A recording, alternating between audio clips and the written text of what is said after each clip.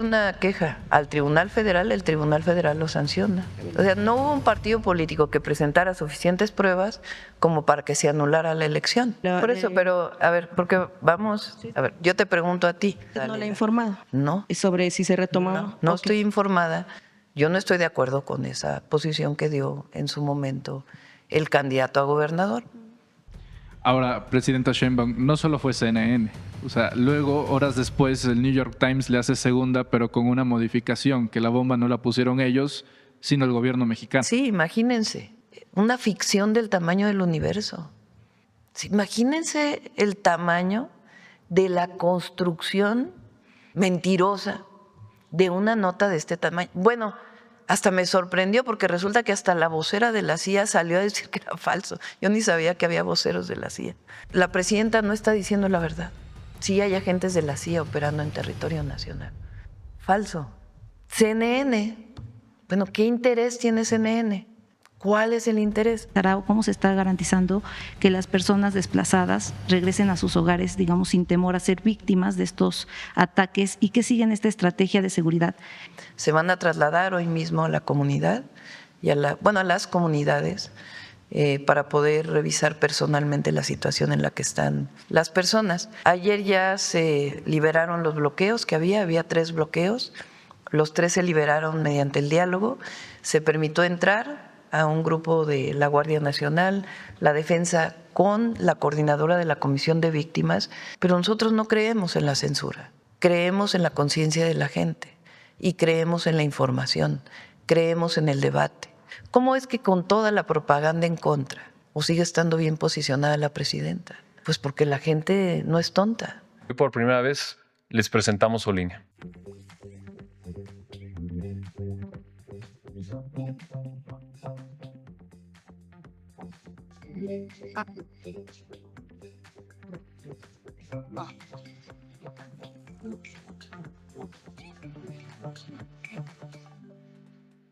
El objetivo es iniciar ya la construcción para el desarrollo de la línea a gran escala. Este es el vehículo mexicano Olínea, vehículo eléctrico. Adelante, vamos con las preguntas. Muchas gracias, presidenta. Federico Lamont, Asilo y Salmont y Liberal Metropolitano.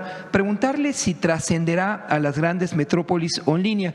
50 kilómetros, el 70% de la población se reúne ahí, pero ¿por qué no ser más ambiciosos ahora que hay una buena vecindad con Corea, un tratado de libre comercio con Corea y se puede aprovechar para aplicarlo a un línea y trascender la frontera de la metrópoli? Como primer planteamiento, presidenta. Bueno, no hay tratado de libre comercio con Corea. Eso todavía no existe, tenemos que ir paso a paso. Nuestro interés es el desarrollo del Plan México. Esto es parte del Plan México. Fue diseñado, ¿por qué no le platica, Roberto, cómo se diseñó? No sé si tengas por ahí el video de cómo, que ya lo habíamos presentado aquí, pero cómo se consultó a la población, todo el trabajo de campo que hicieron. ¿Por qué no lo platicas? El vehículo Olínea lo empezamos a desarrollar con un lienzo en blanco. Nosotros sabíamos que queríamos desarrollar un mini vehículo eléctrico que sirviera a nuestra población. Entonces, lo que hicimos fue empezar a salir a las ciudades y a los pueblos del país a entender cómo se mueven las personas aquí. Nos encontramos, para los que vivimos en la Ciudad de México y ubicamos zonas como la Magdalena Contreras, como Tlalpan, como la Gustavo Madero, donde existen muchos trayectos de taxis locales. La gente llega al metro o desde el autobús y llega a sus casas en trayectos cortos de taxi. También conocemos el mototaxismo, que es prevalente en casi todo el país. Lo que queremos encontrar es una solución que funcione para encontrar una solución a esos problemas de movilidad urbana que actualmente el mercado no ofrece una solución. Y por eso nos enfocamos en vehículos de esta naturaleza, que son pequeños, muy bajo costo para comprar, bajísimo costo de operación y que tienen esta velocidad que nos permite utilizar el espacio de una forma distinta y muy eficiente. Porque el vehículo que acaban de ver ustedes es un vehículo más corto que virtualmente cualquier subcompacto en el país, pero la cantidad de espacio que tiene, que les vamos a mostrar el 7 de junio, es algo que ningún vehículo puede ofrecer. Y esto lo hicimos, insisto, haciendo una inmersión en lo que se requería en el mercado, hablando con usuarios, hablando con conductores, hablando con grupos de transportistas, observando, y ese es el proceso en el cual llegamos. Ahora, recordemos que Línea es el inicio de un proyecto empresarial de país. Este es el primer vehículo de Línea y naturalmente el producto el producto y la empresa tendrá su evolución, y más adelante, por supuesto que podremos considerar categorías mayores o diferentes a la que estamos mostrando en este momento. Presidenta, ¿con este proyecto trascendería México los acuerdos de Bucareli que condenaron al país durante 50 o más años a no lograr un desarrollo industrial propio?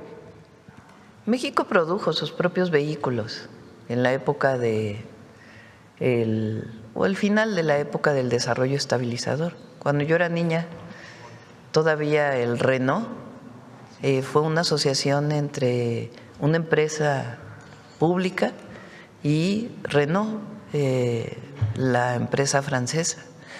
El American Motors, o no sé cómo se llamaba, el Rambler, también fue diseñado por ingenieros mexicanos, ingenieras mexicanas.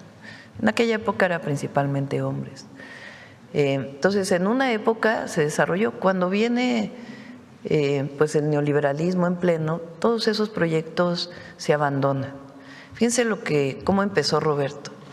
7 países en el mundo son los que más producen vehículos, empezando por China, Estados Unidos, Japón, Corea, India, Alemania y México.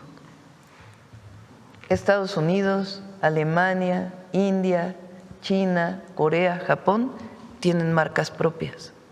México no. México solamente arma los vehículos. Entonces el objetivo es tener una marca propia. ¿Qué tipo de vehículo?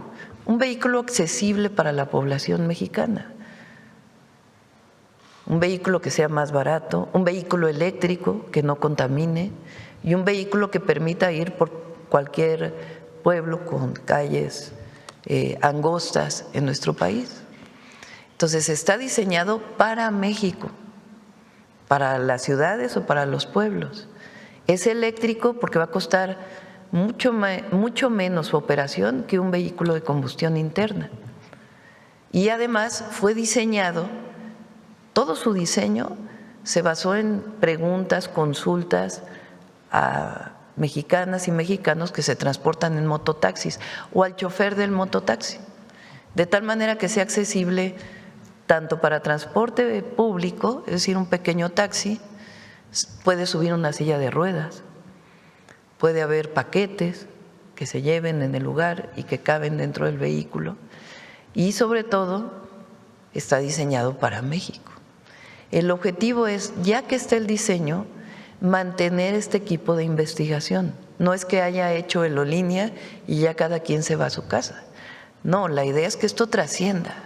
Es un equipo de investigación que se va a mantener, que va a seguir desarrollando con su ingenio, con su creatividad, nuevos modelos de Olínea, y que esto se vincule con las instituciones públicas de educación, de tal manera que haya carreras de electromovilidad que ya existen en algunas universidades, que se vinculen con el desarrollo de vehículos y que no solamente es el estudio para trabajar en otros lugares, sino para trabajar en el desarrollo de vehículos eléctricos en México.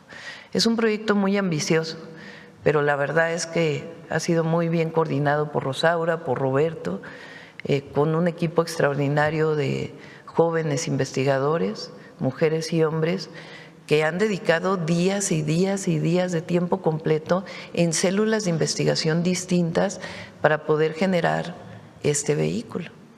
Finalmente, Presidenta, ¿la planta de producción o el diseño se quedará o no en Puebla? Es parte, la de fabricación de baterías, sí.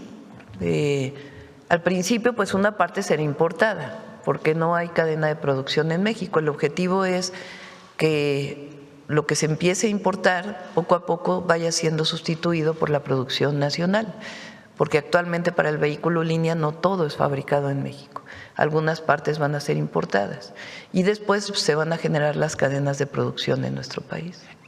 Concluyendo, el titular de los centros tecnológicos de México, el doctor Jiménez, y sus educandos estarán en capacidad para incorporarse a estos proyectos. Sí, ahí hay carrera de electromovilidad también en el Instituto Politécnico Nacional. En Puebla también, en la Universidad Autónoma de Puebla. Bueno, vamos por acá. A ver, de Puebla. Gracias, buenos días, presidenta, y a todos los presentes.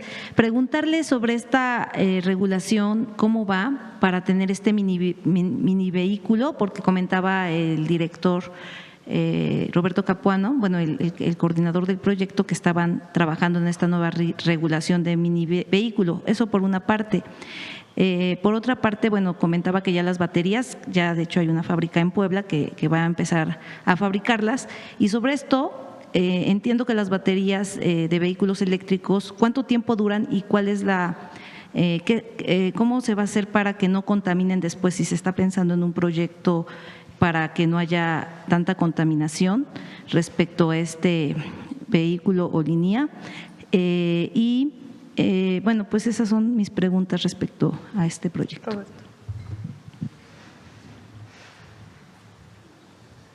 Estamos trabajando, y ya de hecho salió publicada, ya convocamos a los grupos de trabajo en una nueva norma, NOM, con la Secretaría de Economía, para que esta categoría de vehículos pueda ser creada. Estamos creando un nuevo mercado y una nueva categoría de vehículo.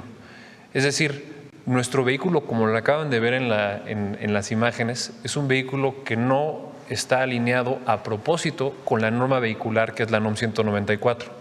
Nuestra norma va a crear una nueva categoría para vehículos urbanos de baja y media velocidad de esta naturaleza. Y eso nos va a permitir entonces operar bajo un marco normativo muy claro. Porque si hoy en día lanzáramos Olínea y lo quisiéramos emplacar, no lo podríamos emplacar ni como un coche ni como una moto. De hecho, los coches de esta naturaleza que vemos en las calles generalmente están emplacados como cuatrimotos, lo cual no es correcto. Esto lo que va a hacer es regularizar. Y la intención es que la norma pues, reciba comentarios públicos como cualquier norma, pero que estemos listos con la norma para la fecha de producción del vehículo. Que aclaro, la fecha de producción del vehículo empieza en el 2027. Nosotros empezamos ya a construir las herramientas, lo que se llaman los herramientales, a construir las máquinas a partir de ahorita.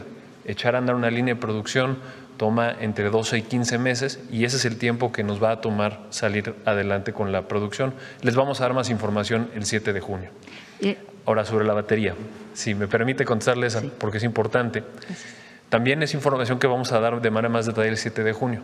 Pero nuestra batería la diseñamos nosotros, tanto el diseño como la electrónica. Y una de las ideas con la que desarrollamos la batería es precisamente para crear un producto que pudiera integrarse a la economía circular desde su diseño. Entonces, nuestra batería no solamente funciona para el vehículo, sino así saliendo de la línea de producción también funciona para el almacenamiento de energía, tanto de casas conectadas a la red como las casas que pueden utilizar paneles solares.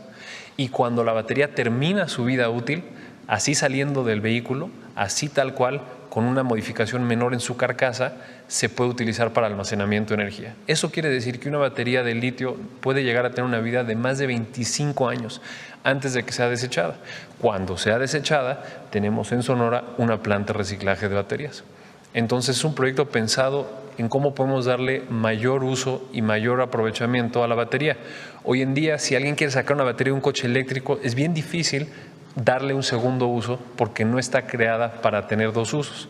Nosotros sí la diseñamos con dos usos en mente. Gracias. Y ya la producción va a ser a partir de 2027. Todavía no se tiene la empresa privada, digamos, con la que se van a asociar y dónde se estaría produciendo este vehículo o línea. Nosotros llevamos ya trabajando en el proceso de industrialización, como le llamamos, desde hace meses. El prototipo es el final de la primera fase, pero se traslapa con la segunda, que es la parte de la industrialización. Tenemos varias conversaciones activas con diferentes jugadores en el país, industriales, para que podamos nosotros subirnos o beneficiarnos del gran conocimiento que hay en México en la construcción de automóviles y que podamos lograr esta línea de tiempo que les acabo de describir. Una persona de la industria automotriz que escuche la línea de tiempo que les acabo de dar se sentiría muy sorprendida porque generalmente toman de 2 a 3 años en construir estas líneas. Nosotros lo podemos lograr en 1 por la complejidad porque la complejidad de nuestro vehículo es distinta, pero porque nosotros podemos subirnos ya a un ecosistema que sabe hacerlo de manera rápida y creíblemente podemos lograrlo en 1 año. De igual manera, como en enero nos decían que era imposible tener el prototipo en 15 meses, pues finalmente lo logramos porque lo trabajamos de una manera muy efectiva y muy eficiente con base en todo lo que está disponible para nosotros aquí. Pero digamos, aún no se tiene dónde se va a fabricar ya todo el vehículo, ¿en qué estado? En esas estamos y lo vamos a compartir tan pronto sea prudente, porque el producto, como suele pasar a veces con los vehículos, se puede producir inclusive por partes. Una parte se puede producir en una planta, que luego se va a otra planta a terminar de ensamblar. Y les queremos dar la información completa. Como acaba de mencionar la presidenta, sabemos que la planta de baterías, esa sí va a estar, ya la tenemos hasta ubicado el predio. El vehículo completo lo vamos a comunicar tan pronto terminemos de armar nuestro rompecabezas. Y solo la última pregunta, Roberto, si me permite, ¿se tiene ya una proyección de cuántos vehículos podrían estar produciendo? Porque suena muy interesante, que está muy adaptado este vehículo para el mercado mexicano. ¿Ya hay algún tipo de proyección a partir de la producción? ¿Con cuánto van a iniciar? Sí. Nuestra línea va a arrancar con una capacidad de producción de 20,000 unidades y la vamos a llevar a una capacidad de 50,000 unidades en 4 años. Es importante que estamos diseñando para 50,000. Las líneas de producción pues toman un tiempo para ir escalando su capacidad, pero nuestra meta es que esta primera línea tenga capacidad de producir 50,000 vehículos. Y es un vehículo que tiene un mercado muy interesante, no solo en México, sino en otros países de Latinoamérica. De hecho, nuestro mercado más interesante de exportación no está al norte, sino al sur, porque la forma en la que nos movemos en México se parece mucho a cómo se mueve la gente en Perú, en Colombia, en Chile, en Argentina, en Nicaragua, en Guatemala. Y de hecho, hemos tenido ya acercamiento con varios de estos gobiernos que nos expresan interés en el vehículo que les hemos mostrado, porque también es una necesidad esta necesidad que tenemos de vehículos de bajo costo operativo, que sean pequeños, compactos, que se maniobren bien en calles angostas, pues es una necesidad bastante común en América Latina y en África. Gracias. Gracias. Presidenta, preguntarle por otro lado, en Puebla, apenas salió la lista del FAISPIAM, de los recursos que van a recibir los pueblos indígenas, y estoy haciendo esa revisión en ángulo 7, hay comunidades que no aparecen, digamos que sí están en el Registro Nacional de Pueblos Indígenas, en el INPI, pero no aparecieron en la lista del FAISPIAM. Ya el Instituto Nacional de Pueblos Indígenas nos ha dicho que es un tema específicamente de bienestar federal. Sabemos que ahorita hubo un cambio de la titular. Por ejemplo, en Puebla tengo identificados dos comunidades, Coahuila, en Huauchinango, una comunidad náhuatl, y Alpanocan, San Antonio Alpanocan, en el municipio de Tochimilco, al sur. Coahuila es Sierra Norte y Alpanocan es la Mixteca. Y particularmente en Alpanocan nosotros hemos llevado el tema, desde el año pasado hicieron una protesta, fueron a Bienestar y en Bienestar les dijeron que les iban a dar una respuesta, explicarles. En algún momento les dijo que no estaban tan marginados, sin embargo hay comunidades aledañas que sí tienen su recurso FAISPIAM, y ellos me preguntaban ayer si se podría revisar por qué hay comunidades que sí están en el Registro Nacional del INPI, pero no están, digamos, en la lista oficial del FAISPIAM que se acaba de publicar. Le preguntamos a Leti Ramírez para que pueda atenderlos e informar. El objetivo es que todas las comunidades registradas en el INPI, en el Instituto Nacional de Pueblos Indígenas, tengan acceso al recurso. Vamos a ver en particular en estas dos, ¿por qué no? O si se requiere ampliar.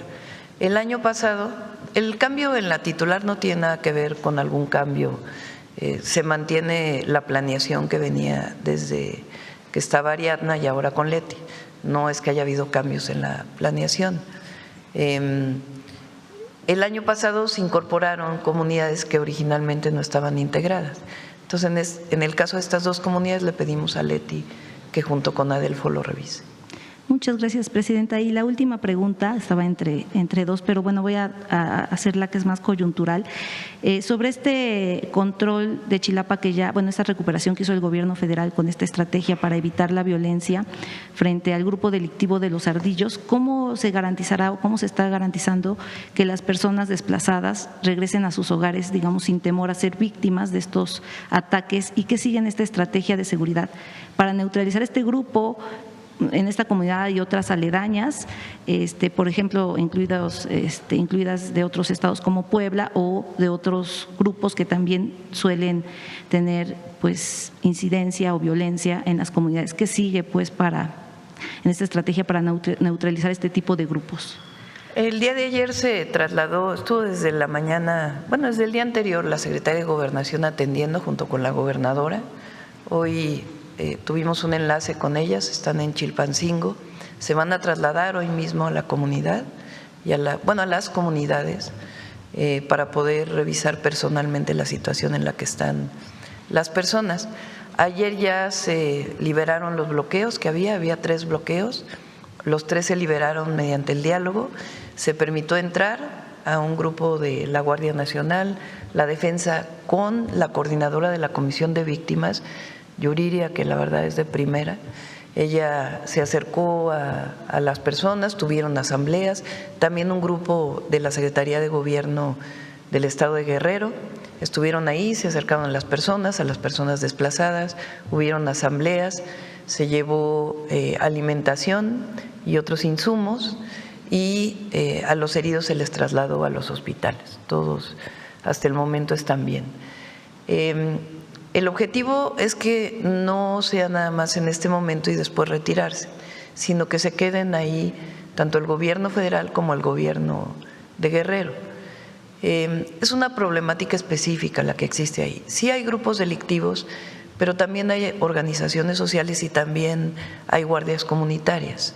Entonces, el objetivo primero que nada es pacificar mediante el diálogo. Si hay algún asunto criminal que tenga que investigarse, se lleva a su propia vía, pero lo importante es atender a la población y que mediante el diálogo pueda establecerse una condición de paz y de desarrollo principalmente es un municipio, que es Chilapa. Gracias. Bueno, vamos acá a ver la compañera. Gracias, buenos días. Aurora Castillejos, del Sistema Público de Radiodifusión del Estado Mexicano, Canal 14.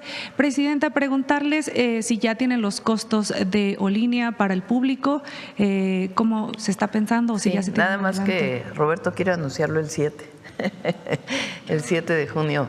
La idea es que sean algunos modelos distintos, con un precio distinto, pero ya el 7 de junio vamos a dar más detalles. Bien, y además preguntarles cómo fue esta investigación para definir las características del auto, saber si se trabajó o se buscó como accesibilidad para las personas con discapacidad, se está trabajando o más bien se planeó algo así.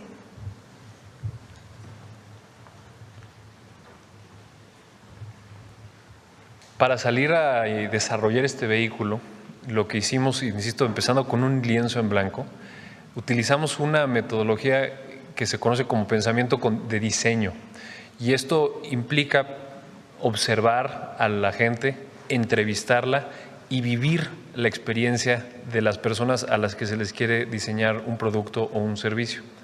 Y en ese proceso lo que observamos, como bien lo menciona, es que la oferta actual, además de que es generalmente adaptada, es decir, uno de los transportes que les acabo de mencionar, que son interurbanos, que se utilizan generalmente mototaxis en Oaxaca, en Yucatán, pues digamos por todo el país, generalmente no están diseñados para esos propósitos y nuestro vehículo sí. Y una de las cosas que nos dimos cuenta también es que más de la mitad de los trayectos de lo que se le conoce como última milla, que son estos trayectos cortos, interurbanos o adentro de la ciudad, son lo que se le llama movimientos de cuidado. Son mujeres que están trabajando actividades para la casa, de su casa a la escuela a dejar a los niños, a dejar a sus papás a la clínica, a ir al supermercado o al mercado a hacer las compras. Ese tipo de movimientos se utilizan mucho y por eso también nuestro vehículo está creado de manera muy amplia para poder cargar y ser muy cómodo para esas actividades. Y finalmente nos damos cuenta que definitivamente no hay oferta actual para las personas que tienen discapacidad y que las personas que tienen silla de ruedas viven una movilidad muy limitada, particularmente en el transporte público, porque es muy difícil moverte y se requiere doblar la silla y es muy difícil. El proceso que lo observamos muchas veces es muy difícil. Entonces, en Olinia cabe una silla de ruedas sin necesidad de que sea doblada y adentro del vehículo puede ser sujetada de manera que una persona en silla de ruedas pueda trasladarse de manera segura sin tener que descender o bajar de la silla de ruedas. Y la historia con más detalle la vamos a exponer el 7, pero les adelanto este método de trabajo que nos permitió creemos un producto muy, muy atinado y muy hecho a la medida para lo que nosotros requerimos en el país, en las ciudades y en los pueblos de México. Un dato más, ¿cuál es la vida útil de estos autos? Pues, un motor eléctrico dura añísimos. Cuando llegó la doctora Sheinbaum al gobierno de la Ciudad de México, había trolebuses que tenían 30 años operando con el mismo motor. Un motor eléctrico puede durar décadas y décadas. Y una batería, dependiendo del uso, y además insisto que pueden ser cambiadas, como lo acabo de mencionar, pueden tener una vida útil de entre 8 y 12 años, dependiendo del uso que se les dé, como en nuestros celulares. Pues aquella persona que deja que su celular se le vaya a 0% la batería muchas veces pues está dañando químicamente la batería, pero si la cuidamos, pues un celular nos puede durar muchos años, ¿no? Entonces depende del uso, pero los componentes, los más críticos, los más importantes, los que más cuestan, los que son irreemplazables del vehículo, esos duran décadas. Gracias. Presidenta, por otro lado, preguntarle, hemos pasado días de lluvia pues en la ciudad y en gran parte del país, preguntarle qué trabajos se están haciendo en todo el país para pues afrontar este tema y además saber si estos niveles de agua esperados pues ayudarán con este acuerdo que se tiene con Estados Unidos. Bueno, las lluvias principalmente, aunque llovió en Monterrey hace unos días en Nuevo León, han sido principalmente en el centro-sur del país y principalmente en el centro. Se espera que sea un año de lluvias, ese es por lo menos lo que dice la perspectiva meteorológica. Siempre puede haber errores en esta perspectiva, no porque se equivoquen los meteorólogos, sino porque no es una ciencia exacta. Pero los que se dedican al clima y a la meteorología estiman que puede ser un buen año para el campo y en general para poder llenar las presas que se utilizan para agua potable. Ahora, en particular en la zona metropolitana del Valle de México, estamos haciendo una obra muy importante en la zona oriente, en el límite de la Ciudad de México con el Estado de México. Recientemente visité en Nezahualcóyotl una obra, no sé si puedan poner la fotografía. Recuerden que el año pasado esta zona se inundó muchísimo y hay una inundación ahí donde se junta Neza, Los Reyes La Paz e Iztapalapa. Entonces ahí nos pusimos de acuerdo con la ciudad y se está haciendo una obra integral para que no haya ya más inundaciones. Chalco, por ejemplo, que se inundaba cada año, pues el colector ya está listo y ha habido pequeños encharcamientos, pero no aquellas inundaciones a las que estábamos acostumbrados. Ese colector ya está completamente terminado. No sé si quieras poner una fotografía y podemos invitar a Conagua para que informe particularmente de esta obra.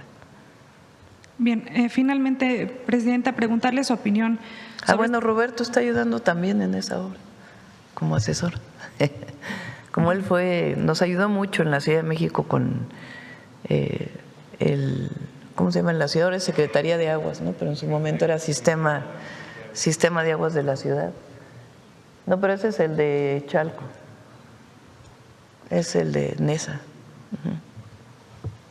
Bien, finalmente preguntarles su opinión sobre la información que se dio a conocer ayer por la Fiscalía de Chihuahua, en la que reconoció la presencia de 2 personas extranjeras que se integraron a este convoy que participó en el operativo antinarcóticos en la Sierra Tarahumara. Incluso se señaló que en algún momento previo a una de estas personas portaba un arma en las inmediaciones de la propia Fiscalía. Sin embargo, también en un mensaje posterior, la gobernadora Maru Campos insistió en que ella no estuvo enterada. ¿Cuál es su opinión sobre estos hechos en Chihuahua, presidenta? Bueno, en términos de opinión y de visión como presidenta, es que hubo una falta a la Ley de Seguridad Nacional y a la Constitución. ¿Quién va a determinar quién tuvo esa falta? La Fiscalía General de la República. La Fiscalía del Estado de Chihuahua está haciendo su propia investigación, pero la Fiscalía General de la República está llevando a cabo una investigación profunda, en donde está entrevistando a muchas personas de la Fiscalía y de otras áreas del gobierno de Chihuahua. Y ya tendrá que informar en su momento la Fiscalía cuáles son pues, los avances de su investigación. Le agradezco. Buen día a todas y todos. Vamos, a ver, acá de este lado. Buenos días, presidenta. Gracias. Buenos días a todos. Gerardo Segoviano de Dime Noticias. Presidenta, hablando del proyecto O-Línea, ya sabemos que proyectos del Gobierno de México, ligados al Gobierno de México, voltean a ver a ciertos sectores de la población para darles a lo mejor algún beneficio extra. A lo mejor me estoy adelantando, pero quiero preguntarle si el proyecto O-Línea tendrá financiamiento especial para jóvenes o taxistas u operadores de plataforma o algo por el estilo. Todavía no llegamos hasta ese punto. Una parte muy importante es la norma que dice Roberto que estamos desarrollando, porque tiene que haber una norma especial para mini vehículos. De hecho, México podría ser no solamente con O-Línea, sino otras marcas podrían desarrollar mini vehículos. Ya incluso hay una oferta de una empresa para el desarrollo de mini vehículos en nuestro país. Y mini vehículos eléctricos. ¿Qué característica tiene? Estamos acostumbrados a que el desarrollo de los vehículos en el mundo entero, pues son vehículos que cada vez que cada vez son más grandes, que tienen muchísimas aplicaciones dentro del vehículo, y está bien, pero el problema es que muchos de esos vehículos no se pueden utilizar en las calles de México. Entonces el mini vehículo y particularmente el mini vehículo eléctrico puede ser una gran opción para el país, y nosotros estamos dando el paso con el desarrollo propio de un vehículo de marca mexicana que puede asociarse para su producción con alguna otra empresa, pero que tiene que tener una parte pública en donde haya regalías para lo público, de tal manera que pueda seguir la investigación y el desarrollo de los mini vehículos eléctricos en nuestro país. Ya la parte de qué beneficios va a tener para algunos usuarios, ya esperamos a después. Muy bien. Presidenta, en otro tema, ayer fue Día de las y los Comunicólogos, y en ese sentido quiero poner en la mesa el ejercicio de comunicación, que si bien se lleva a cabo aquí todos los días y lo llevamos a cabo todos los compañeros, el ejercicio de comunicación que a veces se distorsiona. Usted ha mencionado incluso cómo las noticias falsas a veces circulan muy rápido, la infodemia precisamente, incluso en medios internacionales. Usted mencionó que ya la sección se está quedando corta hace unos días.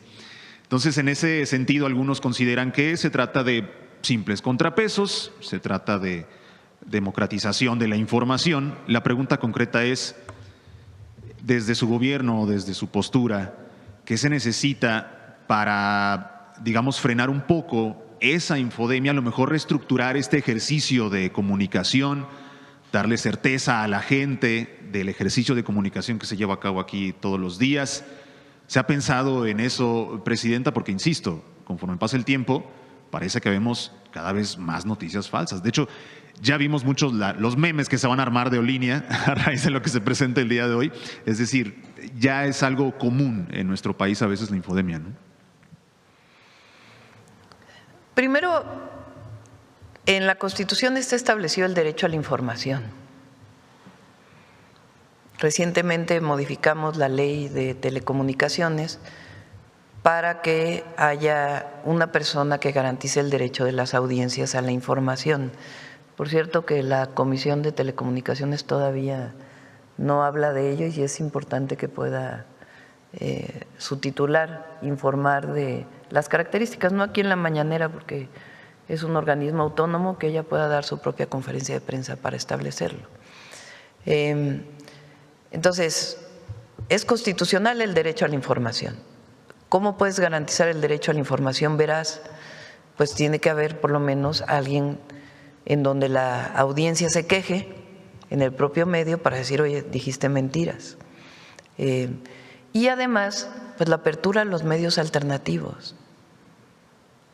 Si hubiera nada más los medios comerciales o los medios tradicionales, pues estaría muy sesgado. Afortunadamente hoy con las redes sociales hay la posibilidad de muchísimos de ustedes que se dedican a la comunicación y que sean reconocidos como tal. De hecho, la Secretaría de Gobernación está haciendo un trabajo para que los medios alternativos, con ciertas características, obviamente de profesionalismo, sean reconocidos por la propia Secretaría de Gobernación, que fue una de las resoluciones que se obtuvo de este congreso que tuvieron, de que era importante que los medios alternativos sean reconocidos. Entonces, es muy importante la labor que hacen todos los medios alternativos.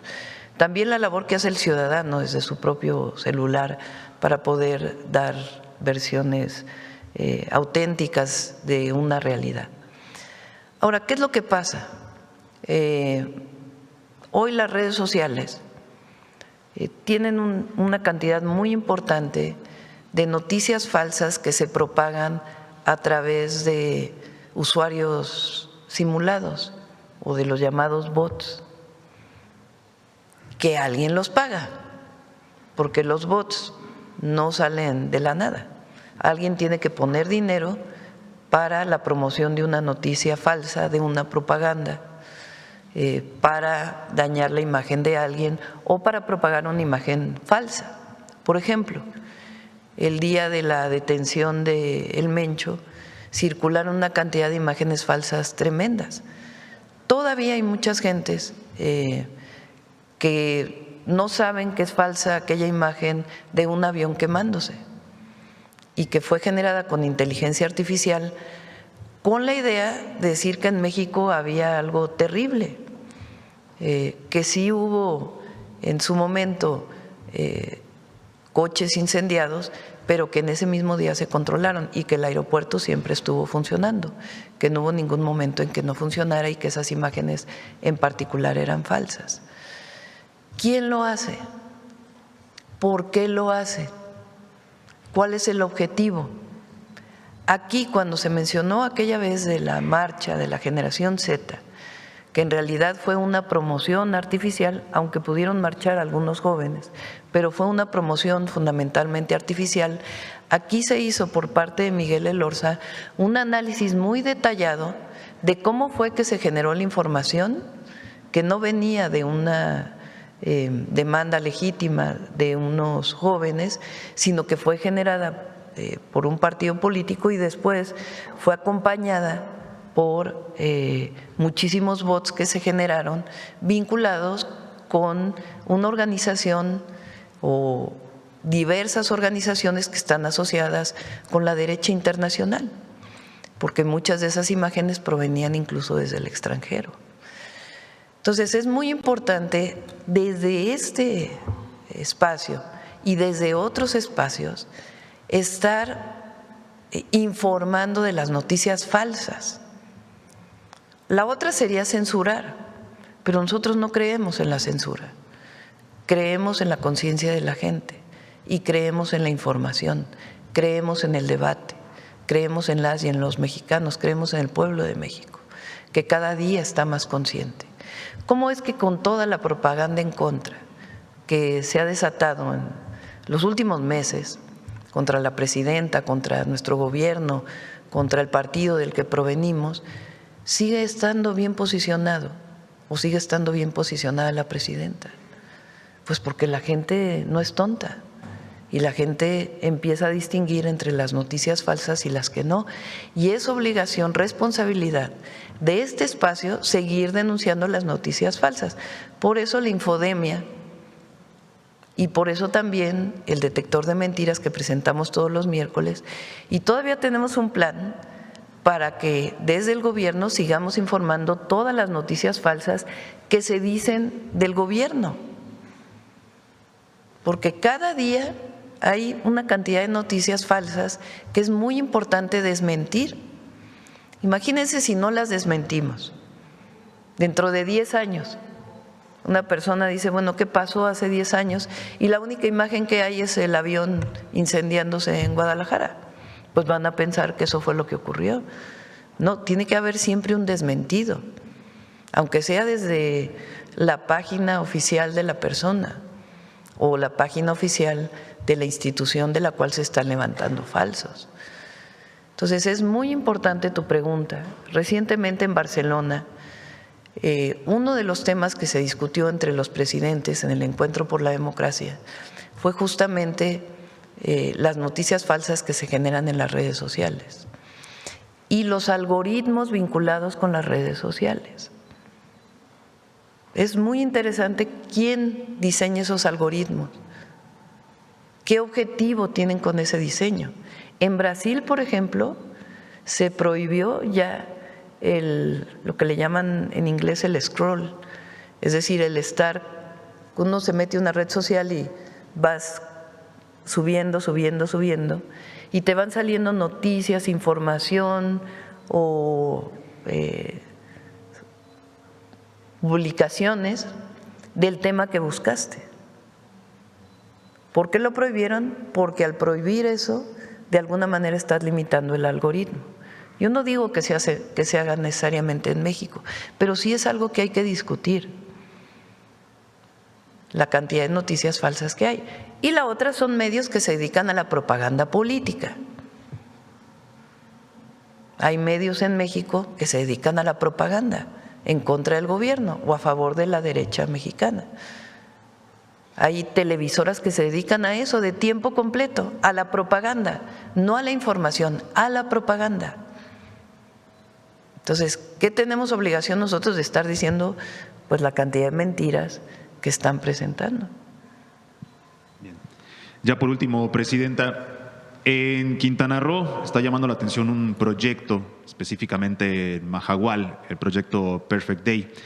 Ayer el gobierno de Quintana Roo lanzó un comunicado respaldando la postura de Semarnat, es decir, no se avanza hasta que se verifique la manifestación de impacto ambiental y todo lo que se tenga que revisar para evitar precisamente un impacto negativo al medio ambiente allá en Majagual. Preguntarle concretamente, Presidenta, su postura respecto de este proyecto y pues hacer énfasis en que una vez más vemos a un grupo empresarial, en este caso extranjero, pues vaya planeando proyectos a costa del medio ambiente.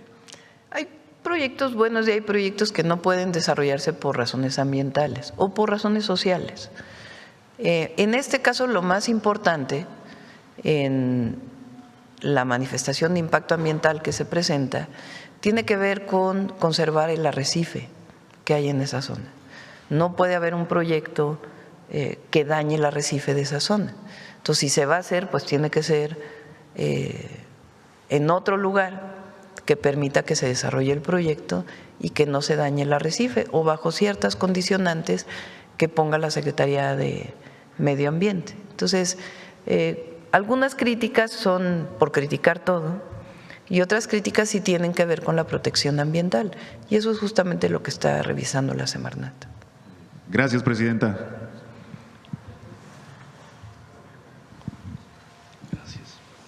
Buen día, Presidenta. Manuel Pedrero, de los Reporteros MX.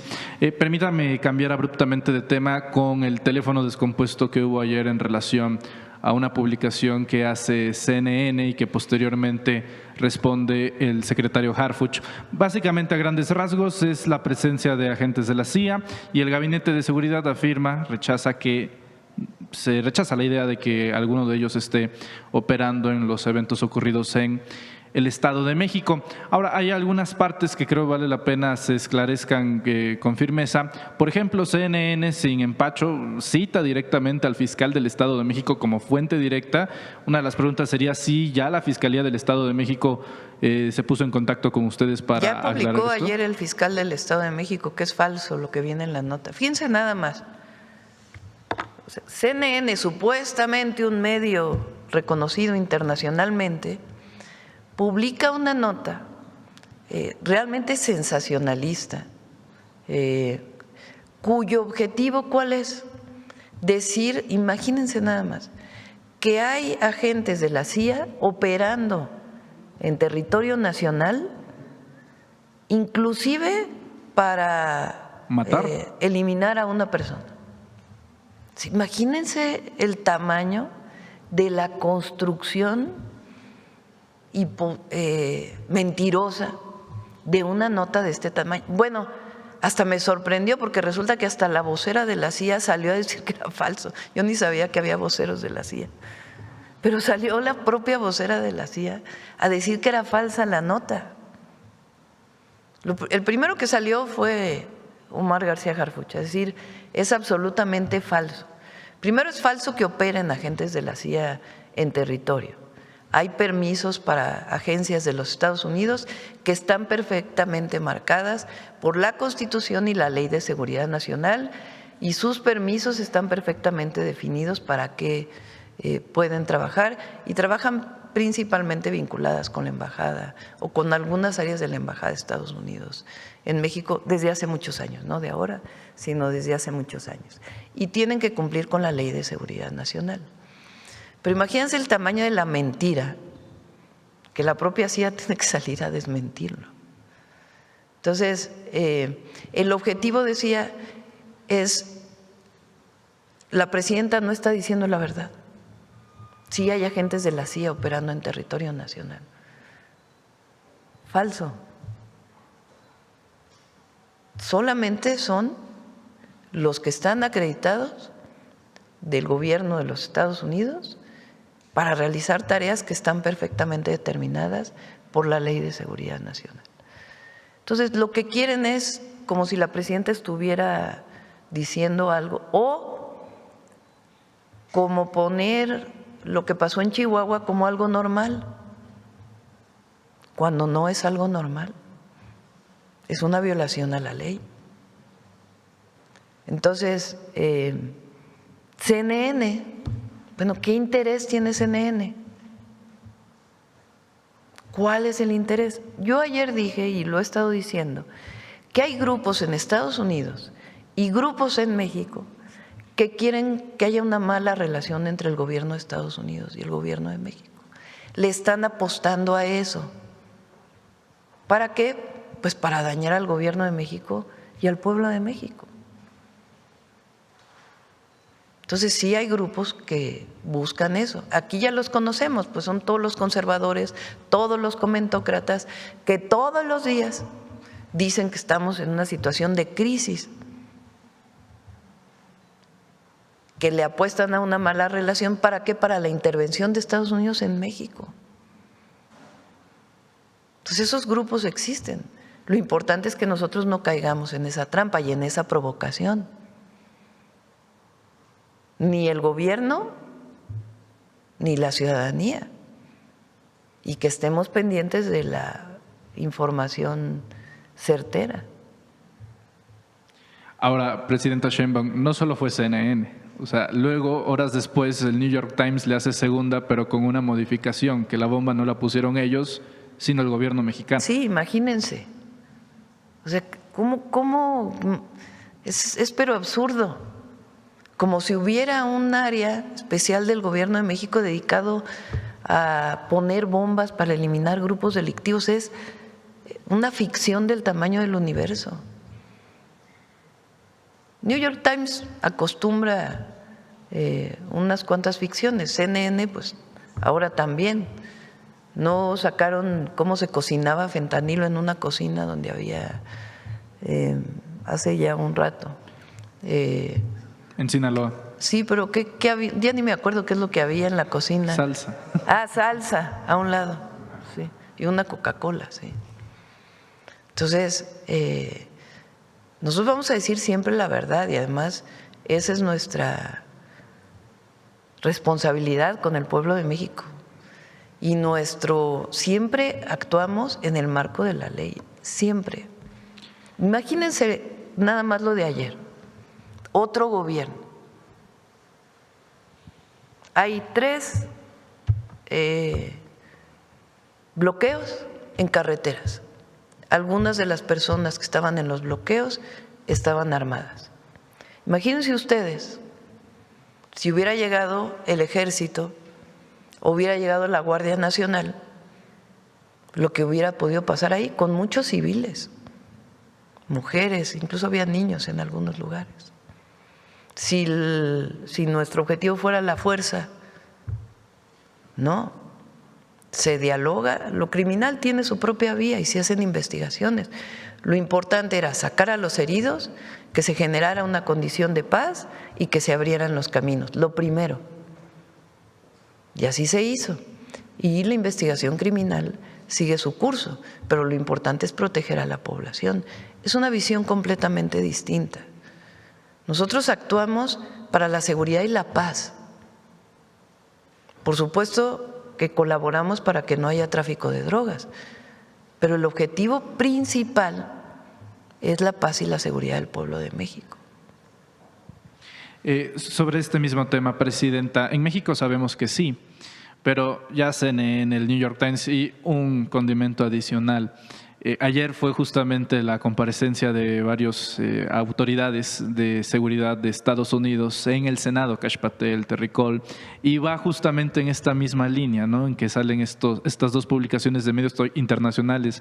¿A su criterio considera que hay nado sincronizado mediático internacional justamente para imponer narrativas en México? Sí, o sea, es lo que decimos, hay mucha gente que está puesta de acuerdo. Bueno, esta derecha internacional de la que hablamos, pues no se mueve en muchos lugares del mundo y hay mucha gente que está apostando a la derrota y al fracaso del gobierno de México por razones ideológicas, por razones políticas. Entonces, ¿qué decimos nosotros? Siempre actuamos con responsabilidad, sin caer en provocaciones. Nosotros buscamos una buena relación con el gobierno de Estados Unidos. ¿Cuáles son nuestros límites? La defensa de la soberanía y el respeto al pueblo de México y su dignidad. Eso es lo que siempre hemos planteado y así va a ser siempre. Y el trabajo que hacemos de seguridad se basa en 4 ejes que los hemos planteado siempre: atención a las causas, inteligencia y investigación, consolidación de la guardia, coordinación, atención a las causas y 0 impunidad en el país. Esa es nuestra visión y así vamos a seguir actuando. Tanto que ayer presentamos 40% de disminución en los homicidios dolosos en año y medio. No se había visto, no cualquier país del mundo. Vean otros ejemplos, los del tamaño de la población de México, 134 millones de habitantes. Disminución del 40% en los homicidios dolosos en año y medio. Busquen otros ejemplos en el mundo entero. Quiero decir que la estrategia está caminando. Nos falta, sí nos falta. Pero la estrategia va caminando y se basa en una visión en el marco de la ley siempre. Ahora, esta propaganda o esta visión de algunos que dicen que se cuide México porque nosotros actuamos ahora sí que, como lo he dicho siempre, con cabeza fría. Ayer me comentaba, lo vamos a presentar, el canciller Roberto Velasco, que hay muchísimos casos donde nosotros hemos pedido la detención de personas en Estados Unidos que tienen abiertas investigaciones en México. Y Estados Unidos nos ha dicho, en el marco de nuestras leyes necesitamos pruebas.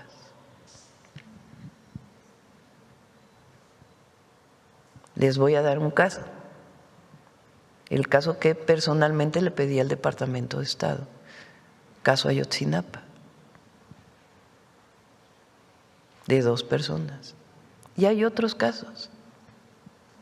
Entonces, ellos saben y nosotros sabemos que todo tiene que ser en el marco de respeto y de las leyes de ellos y de las leyes de nosotros.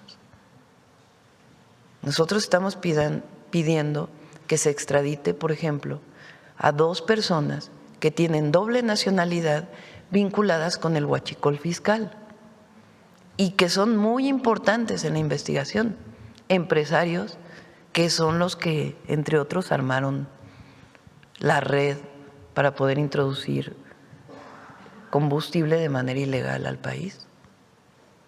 Todavía no tenemos respuesta. Entonces, podemos decir, bueno, pues esto ya es conflicto. No. Nosotros no queremos siempre una buena relación con el gobierno de Estados Unidos. ¿En qué marco? El respeto a nuestra soberanía, el respeto a nuestras leyes, el respeto a nuestra Constitución y la defensa e integridad de nuestro territorio y la dignidad del pueblo de México, como iguales, nunca subordinados, nunca bajando la cabeza. Presidenta, por último, voy a tratar de ser lo más sintético posible porque va relacionado al caso Chihuahua y quiero ir cronológicamente. El día de ayer la presidenta nacional de Morena, Ariadna Montiel, convoca una movilización en Chihuahua capital destinada a este sábado para que tenga como fin solicitar el juicio de procedencia o el desafuero, el juicio político en contra de la gobernadora del PAN de Chihuahua, María Eugenia Campos. Por cierto, aparece Chihuahua como el número 1 en la tasa de homicidios en abril. Ahora, con esto establecido, presidenta, anoche una dirigente de Morena local de Chihuahua fue asesinada. Y justamente también iba acompañada de su esposo, que en estos momentos, según tenemos reportes, está tratando de sobrevivir al ataque, justo horas después del anuncio que hace Ariadna Montiel.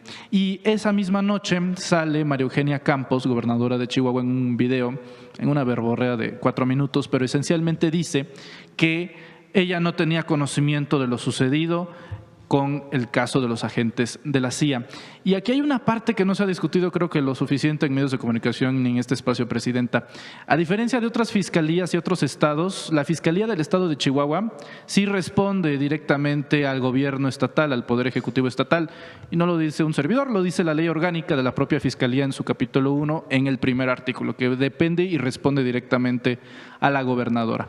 Lo que dice la fiscal anoche, pues la verdad es que es imposible o inverosímil creer que no tuviera conocimiento María Eugenia Campos, dado a que el fiscal anterior y la nueva encargada de esta comisión pues le informan directamente a la gobernadora. Presidente, entonces, ¿serían esos 3 ángulos su opinión sobre la convocatoria que hace Ariadna Montiel, el asesinato de la dirigente municipal ahí en Chihuahua de Morena y pues lo inconexo que está resultando María Eugenia Campos diciendo que no tiene nada que ver con la Fiscalía cuando la ley establece que sí? Bueno, lo de Morena pues es decisión de Morena, ¿no? Nosotros no intervenimos en eso, es una decisión del partido político que decide. Incluso yo me enteré ayer en la noche que estaban convocando, o sea, no hay relación en ese sentido. Morena pues tiene autonomía para desarrollar sus actividades. Sobre el caso de la compañera que falleció, tiene que hacerse la investigación. No sería muy aventurado decir que tiene que ver con el contexto que estás planteando. O sea, hay que hacer la investigación y saber por qué fue y actuar en ese caso responsablemente y también con cero impunidad. Y el otro tema pues lo está investigando la Fiscalía. Es cierto, la Fiscalía de Chihuahua es de las pocas fiscalías que no son autónomas, pero la Fiscalía tiene que decir hasta dónde llegan las responsabilidades y cuáles son las responsabilidades y de quién en el marco de la investigación que están haciendo. No me corresponde a mí decir quién es responsable o especular si alguien estuvo o no informado. Eso lo tiene que decidir la Fiscalía. Gracias, presidenta. Gracias. Proceso, sí. Allá atrás. Gracias, presidenta. Buenos días. Daliela Escobar, de Proceso. Precisamente sobre el tema de Sinaloa, yo quisiera preguntarle primero, presidenta, si desde el inicio de su gobierno en algún momento o alguna vez se investigó a Rubén Rocha Moya. No, que yo tenga conocimiento. Okay. Y quisiera preguntarle por qué pues no se hizo, dado que había pues un antecedente en dos momentos. Uno, el tema de las denuncias que se presentaron por las elecciones de 2021, cuando bueno pues acusaban que hubo violencia o secuestros para evitar que perdiera pues Rubén Rocha la elección en Sinaloa. Y la otra, lo que sucedió en el contexto de la captura de Mayo Zambada, quien habría dado a conocer una carta en la que mencionaba que él acudió a una reunión en la que murió Héctor Melesio Cuen, el legislador electo en su momento, y en la que acudiría también Rubén Rocha Moya. Primero, le corresponde al Tribunal Electoral dar la sentencia de una elección, si la elección es válida o no. Entonces no le corresponde y fue en el 2021. No sé si hubo una denuncia en aquel entonces a la Fiscalía General de la República. Lo cierto es que el tribunal dictó que el ganador era Rubén Rocha y no hubo ninguna prueba que se presentara que evaluara el Tribunal Electoral que garantizara que había habido algún problema o que sustentara que había habido algún problema. Entonces, la institución correspondiente de valorar la elección lo hizo. Eso significa que no hubo ninguna prueba. Hay que decir, por cierto, que en aquella época todavía era presidente del INE Lorenzo Córdoba. O sea, no estaban las nuevas autoridades del INE. Era Lorenzo Córdoba el titular del INE. En todo caso, Lorenzo Córdoba debería de haber dicho, tenemos pruebas, tribunal actúa porque aquí se presentaron. Si la elección hubiera estado manchada por algún problema de violencia. Entonces, eso que sale en las notas que envía Estados Unidos o que han presentado otros, eso ya fue validado por la ley mexicana y por las autoridades mexicanas. No hay ninguna denuncia en ese caso. En el segundo caso que planteas, la Fiscalía General de la República hizo su investigación. El gobernador dio su versión de dónde estaba, qué es lo que estaba haciendo, y no hay ninguna investigación en ese entorno contra el gobernador con licencia en Sinaloa, de la Fiscalía General de la República. Si hay otra cosa, pues lo tiene que decir la propia Fiscalía. Pero el gobierno no tiene por qué investigar algo que le corresponde a la Fiscalía y que en su momento deliberaron ya las autoridades correspondientes. ¿Y considera que la Fiscalía tal vez, de oficio hubiera podido iniciar una investigación para buscar justo las pruebas y que a partir de ahí se pudiera formalizar? Pero eso fue en el 21. Sí. O sea, en el 21 Lorenzo Córdoba era presidente del INE, no dijo que hubiera habido problemas en la elección de Sinaloa. No sé si ustedes lo hayan escuchado, pero nadie lo escuchamos. Y el entonces tribunal, cuyo presidente no era el actual presidente del Tribunal Electoral, también revisó alguna prueba que se hubiera presentado por algún partido político y consideró que no era suficiente para no darle el triunfo a Rubén Rocha. En ese caso, el tema de lo del 21, entendemos habría sido en el Tribunal Electoral local, donde se habrían presentado las denuncias y donde se dio la resolución. Por eso, pero si hay una queja al Tribunal Federal, el Tribunal Federal lo sanciona. O sea, no hubo un partido político que presentara suficientes pruebas como para que se anulara la elección.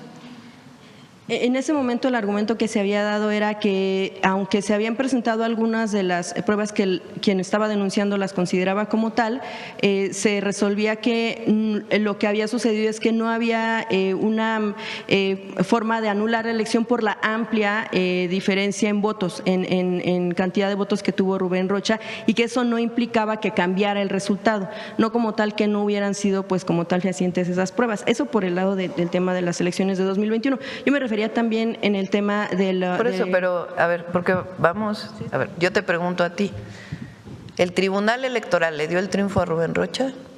El local, sí, lo ¿Y validó. el federal? O sea, hubo una queja en el federal para que el federal tuviera que haber intervenido. Pues es que de alguna manera el Tribunal Electoral Federal pues tampoco puede brincar la conclusión que puede dar la Un partido político Tribunal podría local. haber presentado una queja ante el Tribunal Electoral Federal. No se presentó. Entonces, esa elección de 2021 se validó, incluso si un partido político o un ciudadano hubiera presentado ante la Fiscalía Estatal o la Fiscalía General de la República alguna queja vinculada con esa elección, pues hubiera abierto una investigación. No hubo. Es hasta ahora, en el 2026, o sea, 5 años después, que dicen que hubo problemas en la elección del 21.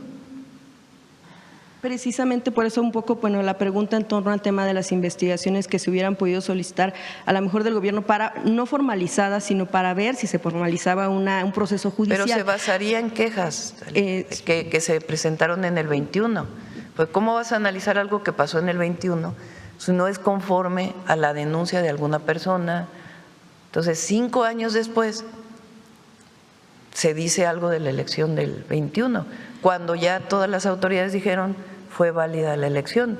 No hay nada que pueda poner en duda esa elección. Ahora, en el tema de los señalamientos que se hacían en la carta de Ismael El Mayo cuando fue trasladado a Estados Unidos, en ella él ya le mencionaba, ¿no?, que acudió a una reunión en la que supuestamente estaría el Héctor Melesio y también el gobernador ahora con licencia Rubén Rocha. En ese contexto se asesinó a Héctor Melesio y recordamos que en la Fiscalía Estatal se había mencionado que el asesinato se dio en otro contexto. Como bien mencionó usted, la Fiscalía General entró a investigar y pues se concluye que hubo pues un montaje sobre ese señalamiento de dónde fue asesinado Héctor Melesio Cuen. Ahora, yo quisiera preguntarle si la Fiscalía General de la República, usted ya le ha informado si va a retomar esta investigación precisamente por los hechos. Pero son preguntas a la Fiscalía General de la República. ¿A usted no le ha informado? No. ¿Sobre si se retoma o no? No estoy informada de si hay una investigación que haya abierto particularmente la Fiscalía sobre ese momento adicional a la que se abrió en su momento. La Fiscalía General de la República, entonces, como fiscal, el doctor Gertz Manero, abre una investigación, entre otras cosas, para entender cómo fue que un avión llegó a México, se llevó a este delincuente y lo entregó en Estados Unidos. Incluso fueron hasta Estados Unidos a hacer las investigaciones, porque ese tema nunca quedó claro, la participación, si hubo participación o no de alguna institución de los Estados Unidos. Siempre quedó la duda. En todo caso, es la Fiscalía que tiene que informar hasta dónde llegó la investigación que encabezó el doctor Gertz Manero y por qué no hubo, en todo caso, en ese momento, algún proceso adicional que se tuviera que llevar a cabo.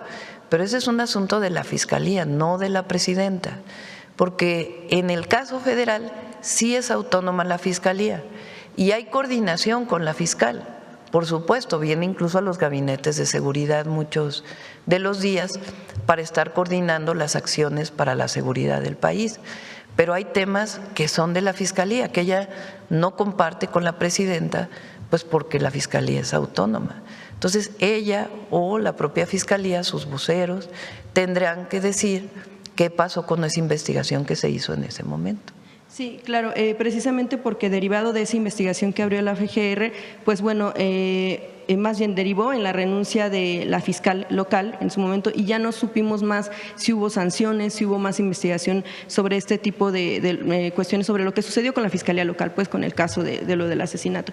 Y finalmente, bueno, sobre el tema de lo de las elecciones, nada más quisiera preguntarle, presidenta, bueno, usted ya ha mencionado que se validó en su momento y todo, pero ha dicho también usted que son necesarias las pruebas. En su momento también el gobernador con licencia, Rubén Rocha, cuando era candidato, había dado algunas declaraciones en torno a que pues había que encontrar la forma pues de coordinar o de tener alguna especie de, no lo llamó como tal acuerdo, sino una especie de acuerdo o arreglo que pudiera darse con el crimen organizado por el tema de cómo pudieran operar, y que eso no siempre lo admiten los gobiernos. ¿Eso no constituiría una prueba, presidenta? Pues no, es una opinión de él, yo no estoy de acuerdo, pero de ahí a decir que eso significa que él tenía acuerdos, pues es muy distinto. Una cosa es una entrevista donde él da una opinión y otra cosa en todo caso son los hechos posteriores, que los tiene que investigar en todo caso si alguien presenta una denuncia o frente a lo que tuviera la Fiscalía de la investigación, entonces pues dar sus conclusiones. Yo no estoy de acuerdo con esa posición que dio en su momento el candidato a gobernador. Ahora,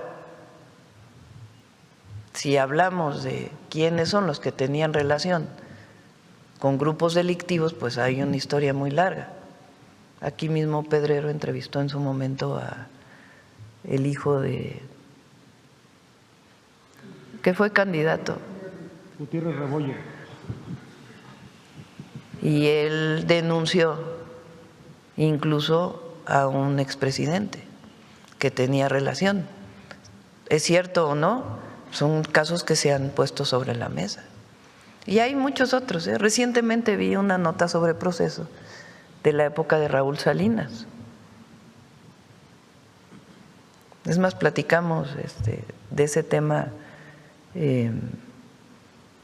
hace poco con una persona, y esa persona me dijo: checa las notas de Proceso de la época de Raúl Salinas de Gortari, cómo Proceso dice que se reunió con algunos personajes de la política de entonces, con capos del narcotráfico. Está en Proceso. Sería bueno ahí que lo revisaras. Sí, digo, no se juzgó en su momento y tampoco se ha juzgado ahora, a los expresidentes tampoco, ni a sus familiares. Pero bueno, también quisiera preguntarle, presidenta, nada más sobre este tema, ¿por cuánto tiempo se le dará protección al gobernador con licencia, Rubén Rocha? Se protege la vida como se protege la vida de cualquier persona que pudiera tener algún riesgo. Entonces, como gobernador de Sinaloa tenía su propia protección, y ahora él solicitó protección y se le da, igual que se le da a otras personas que lo solicitan a partir de un análisis de riesgo. Ajá. ¿El gobernador lo solicitó entonces? Sí. Okay. Y bueno, ya nada más finalmente, presidenta, ¿usted tienen información sobre esto que se había reportado de que dos hijos de el Chapo Guzmán estarían ya en contacto con Estados Unidos para la posibilidad de dar? No tenemos información. No, y Estados Unidos no les ha compartido absolutamente nada. Y bueno, ya nada más, presidenta, sobre el tema del Ahora sería interesante, ¿no? Pues fíjense lo que, es decir, a partir de la detención de este narcotraficante que es llevado a Estados Unidos, que nunca quedó claro cómo se fue, empieza un conflicto de ese mismo grupo interno, derivado de una traición interna y la violencia que se desata en Sinaloa. Para todos los que se dedican a investigar estos temas, pues es interesante que se revise cómo es que se da esta situación. ¿Qué hace el gobierno? Bueno, es nuestra visión, la visión de la presidenta Claudia Sheinbaum y de su gabinete de seguridad. Construir la paz y la tranquilidad para el pueblo de México. ¿Cómo? En el marco de la ley, con una estrategia que va dando resultados. Si en algún otro gobierno que en el pasado se dio, pues ahí está el caso tan sonado que hemos dicho aquí de García Luna, que hizo acuerdos con un grupo criminal. Entonces, si algún otro gobierno piensa otra cosa, lo habrán pensado en su momento. Nuestro caso no es así. Sí, bueno, García Luna pues fue juzgado en Estados Unidos también, gracias a eso pues lo vemos encarcelado. Y quisiera preguntarle sobre otro tema, Presidenta, sobre el informe de la Comisión Interamericana de Derechos Humanos que reconoce pues una crisis humanitaria en cuanto al tema de desaparición de personas y también, bueno, grave crisis de derechos humanos y sobre todo el reto del tema de la identificación humana. Sí hace, por supuesto, un reconocimiento sobre los cambios robustos que considera que se han dado incluso desde 2018, lo mencionan como tal en el informe, y reconoce que también hubo desapariciones durante la llamada Guerra Sucia, pero actualmente se encuentran, dice, en la autoría de las desapariciones corresponde en gran medida al crimen organizado y en varios casos ha sido en contubernio con funcionarios. No lo generaliza, pero lo destaca. Dice también que es un hecho generalizado y en varias partes del territorio, no como tal de los hechos del contubernio. También, bueno, pues lo que dice sobre los retos para la protección de las personas o los colectivos de buscadores, apenas, bueno, pues lo que hemos visto fue pues el feminicidio de dos de ellas, una madre y su hija, que buscaban a uno de sus familiares, aún lo encontraron sin vida, seguían ayudando, ellas Patricia Costa y su hija Jauregui. Lo que menciona, esto fue en Salamanca, Guanajuato.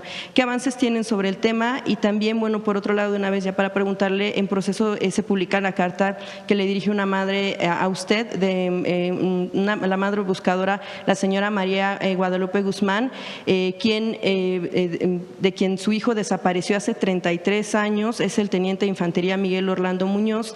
Eso, lo que ella menciona es que desapareció en instalaciones del batallón de Ciudad Juárez. Ayer tenía la intención de preguntarle al secretario Trevilla, pero bueno, preguntarle a usted, Presidenta, si se daría la instrucción de ver qué respuesta le puedan dar a la señora, porque dice que se ha obstruido el caso para saber qué pasó con su hijo dentro de estas instalaciones y bueno, pues en esta carta dirigida usted se lo solicita. El informe que hace la Comisión Interamericana de Derechos Humanos, puede ser que en algunas cosas no coincidimos, pero creo que lo que hay que recuperar es que reconoce que hay el avance del Gobierno de México y que estamos atendiendo. Eso permite pues mucho más coordinación y colaboración con la Comisión y con otras instituciones en otro caso de Naciones Unidas. La secretaria Rosicela, yo le pedí que cada determinado tiempo informe sobre el tema de desaparecidos. Se está trabajando en distintas áreas y quisiera que ella lo informara. ¿Qué característica yo le pedí a este informe? Que previamente se lo presente a los colectivos por respeto a los familiares de personas desaparecidas. Entonces, antes de presentar una cosa pública, hay que presentarlo primero a los familiares y a los colectivos.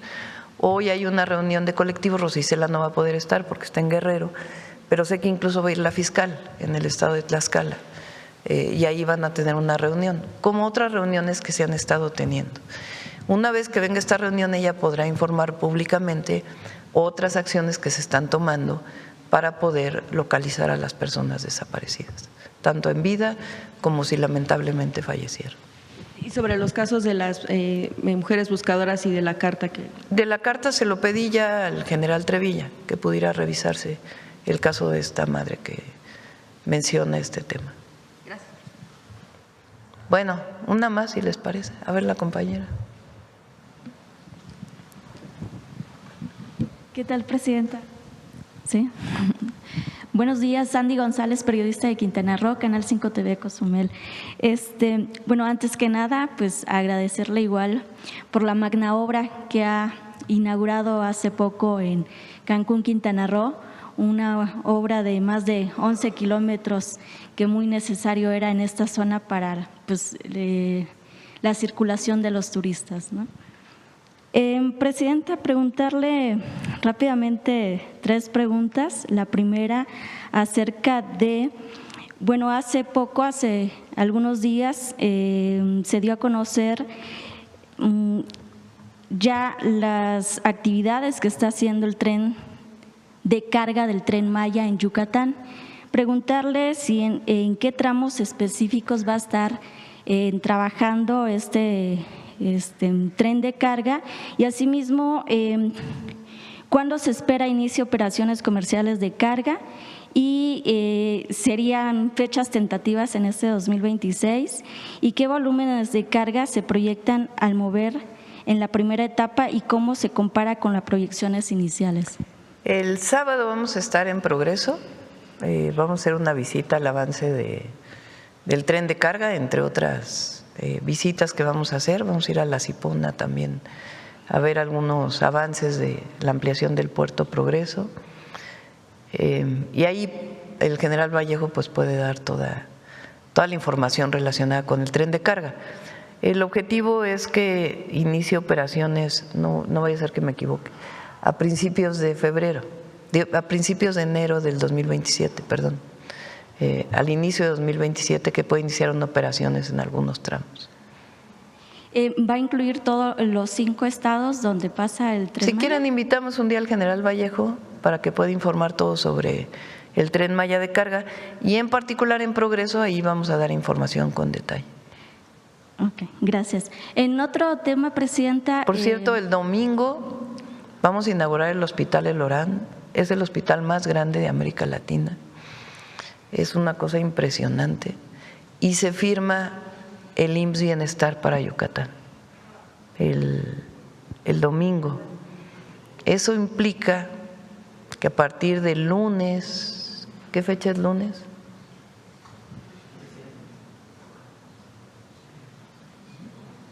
¿Lunes qué día es? 18.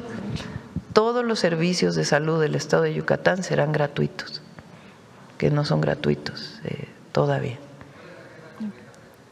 La agenda completa, vamos a Campeche el viernes, luego vamos a Yucatán, vamos a Progreso a inaugurar una preparatoria, una universidad, vamos a Puerto Progreso a revisar el tren Maya de carga. Marina hizo un hospital para la Marina y el hospital en donde antes su antigua instalación se la va a dar al ISSSTE para que el ISSSTE pueda tener un hospital ahí y lo vamos a renovar y después el domingo la inauguración del Hospital El Orán. Gracias.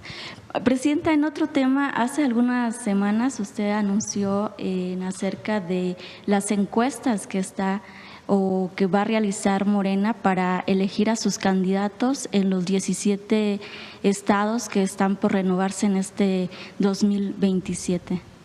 Sí, pero eso ya le corresponde a Ariadna ya. Yo nomás dije que en Morena se hacen encuestas, pero ya no nos corresponde a nosotros. No, al gobierno no le corresponde. Yo no me voy a meter a decidir quiénes son los candidatos de Morena. Nunca lo haría.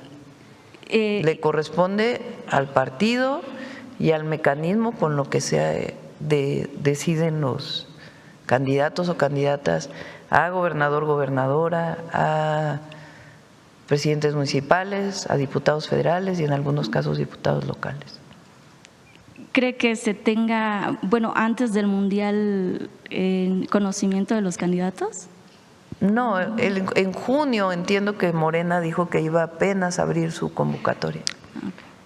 En este sentido, ante los cambios que ha hecho la dirigencia nacional de Morena, ¿usted cree pertinente de que también se hagan cambios en las dirigencias estatales? No, eso yo no me meto. No, Morena se coordina, lo hacen muy bien. Lo hizo muy bien Luisa María y lo está haciendo muy bien Ariadna y ya les corresponde a ellos.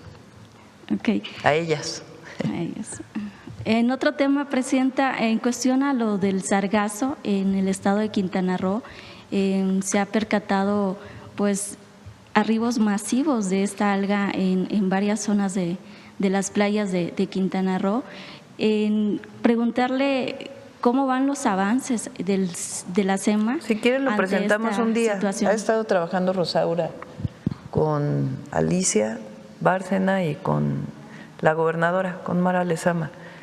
Hay avances, el tema es cómo se recolecta todo y después ya cómo se transforma.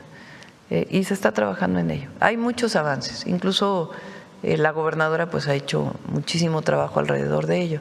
Pero para darle una solución integral están trabajando las dos secretarias y la gobernadora.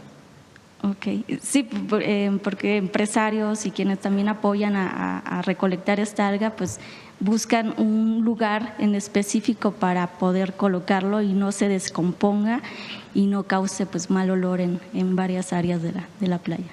Sí. Okay. Muchas gracias. Gracias. Muy buenos días a todos y a todas las personas que están aquí con nosotros el día de hoy. Antes de hablar de nuestro vehículo, lo cual voy a hacer en un momento, quiero empezar por explicar y compartir una decisión que está detrás de Olinia, porque durante décadas México ha sido un país que ensambla vehículos para el mundo. De hecho, estamos entre los 7 fabricantes más importantes del mundo.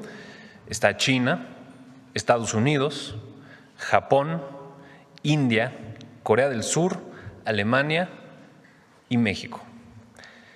Esos son los 7 países más importantes del mundo en la fabricación de vehículos y todos ellos, salvo uno, tiene una marca nacional.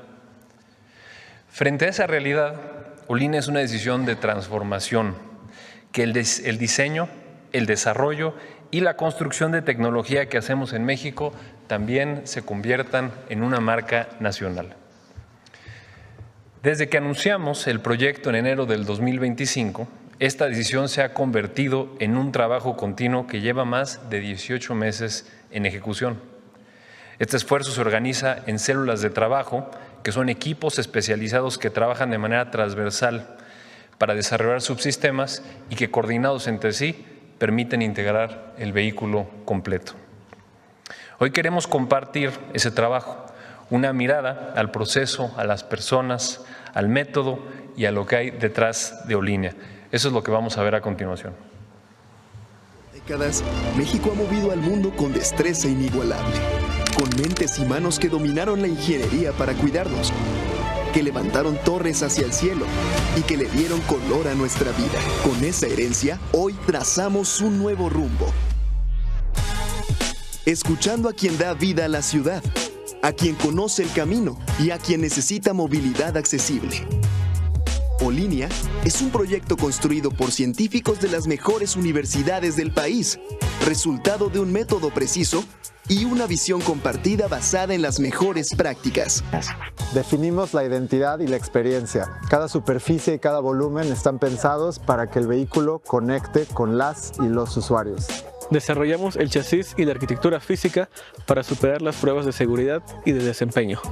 Gestionamos sistemas de calidad ambiental, de salud y seguridad en el trabajo para la mejora continua de Olinia en un sistema de gestión integral. Anticipamos cualquier riesgo aplicando pruebas y metodologías preventivas para lograr un producto seguro, sin fallas y bajo la normativa aplicable. En la planta preparamos todo para que la producción sea eficiente, repetible y escalable. Coordinamos la cadena de suministros y cuidamos de cada eslabón del proyecto para tener una producción precisa y con el mejor costo. El ingenio ya lo teníamos, hoy lo convertimos en nuestro motor, la energía que nos pone en marcha. Lo que acaban de ver pues, es en realidad lo más importante del proyecto. Es un equipo, un método, decisiones técnicas que se toman por investigadoras e investigadores del Tecnológico Nacional de México, del Instituto Politécnico Nacional y de los centros públicos de investigación que lidera la CECITI. Todo esto bajo la coordinación de la secretaria Rosaura Ruiz y bajo la visión de la misma presidenta. Y esto ocurre en Puebla, donde el gobierno del estado nos ha permitido construir nuestra sede, que de hecho aprovecho para mandarle un agradecimiento tanto al director general del TECNM, Ramón Jiménez, como al gobernador de Puebla, Alejandro Armenta. Olinia es al mismo tiempo un proyecto tecnológico, es un proyecto industrial y es un proyecto para la gente, pero sobre todo Olinia es un proyecto para México. Es un proyecto de México para el mundo, porque ya estamos listos para abrir las puertas de nuestro talento y tecnología y asumir el rol de liderazgo que queremos.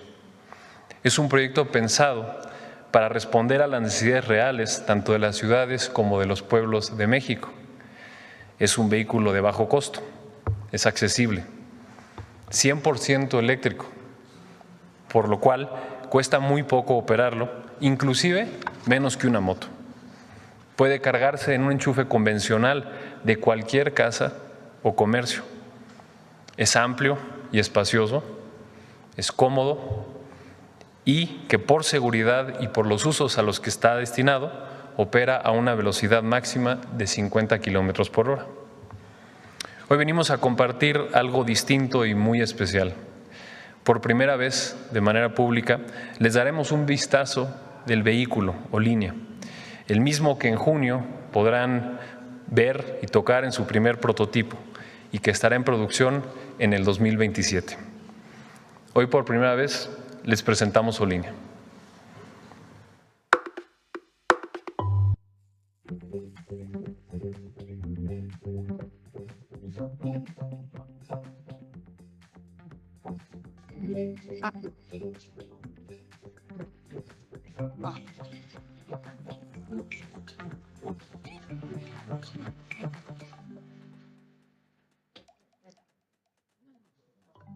¿Otra vez?